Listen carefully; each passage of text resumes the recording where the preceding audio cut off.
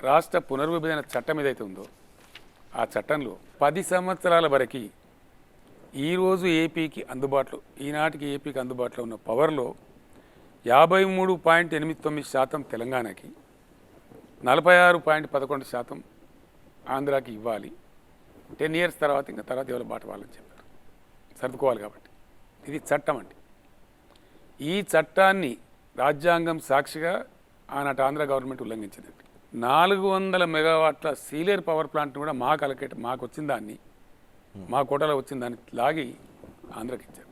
అది ఇంకో కష్టం. దీని మీద మేము ఈఆర్సీకి అప్లై చేసాం, పోరాటం చేసాం. వాళ్ళు పట్టించుకోవాలి కేంద్ర ప్రభుత్వం. అప్పుడు ఆ ప్రభుత్వం, అక్కడున్న ప్రభుత్వం ఎన్డీఏలో భాగస్వామి ఉంది కాబట్టి వాళ్ళకే డబ్బా కొట్టి మాకు ఇవ్వాలి. ఇంకా తమాషా, ఎక్కడి నుంచైనా కొనాలంటే ఇది అంటే ఈజీ మ్యాటర్ మిస్టర్ రజనీకాంత్. కొనాలంటే ఎట్లా? అసలు ఈ రాష్ట్రం నేషనల్ గ్రిడ్లో లేదు. ఎక్కడి నుంచి అంటే అక్కడి నుంచి కరెంట్ కొనేదానికి లేదు. ఛత్తీస్గఢ్ అండ్ ఒరిస్సాలో లిటిల్ బిట్, 2 రాష్ట్రాల దగ్గరనే ఉంది. కానీ అక్కడ తీసుకోలేము, ఇమీడియట్ తీసుకోలేము, నేషనల్ గ్రిడ్లో లేము కాబట్టి. సో దాంట్లో ఛత్తీస్గఢ్ రాష్ట్రంలో ఉంది అన్నప్పుడు మేము అధికారులకు చెప్పాం, మీరు వెంటనే సంప్రదించండి, వాళ్ళు ఇవ్వడానికి సిద్ధంగా ఉన్నారా.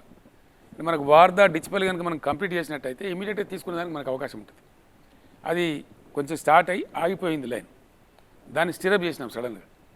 ఒక 6 నెలలకు 8 నెలలకు కనీసం వచ్చేటువంటి పరిస్థితి ఉంటుంది. అది స్టిరప్ చేసి సదరన్ గ్రిడ్లో కూడా ఏమైనా ఉంటే కూడా కొనండి, మీరు ఆన్లైన్ కొనండి, మొదలు పెట్టండి అని చెప్పినాం. మీరు ఆశ్చర్యపడతారు రజనీకాంత్ గారు. ఆ రోజు రాష్ట్రమే ఆశ్చర్యపడ్డది, కంట్రీ కూడా ఆశ్చర్యపడ్డది. చాలామంది వ్యాపారవేత్తలు, పారిశ్రామికవేత్తలు అందరికీ క్యా కమాల్ కియా సాబ్, క్యా అచ్చా కియా సాబ్ అని ప్రేజ్ చేసినారు. ఎక్సెప్ట్ అగ్రికల్చర్ సెప్టెంబర్ ఎండింగ్ వరకే మేము, అంటే 3-4 నెలల్లోనే అందరికి 24 hours క్వాలిటీ పవర్ ఇచ్చామండి.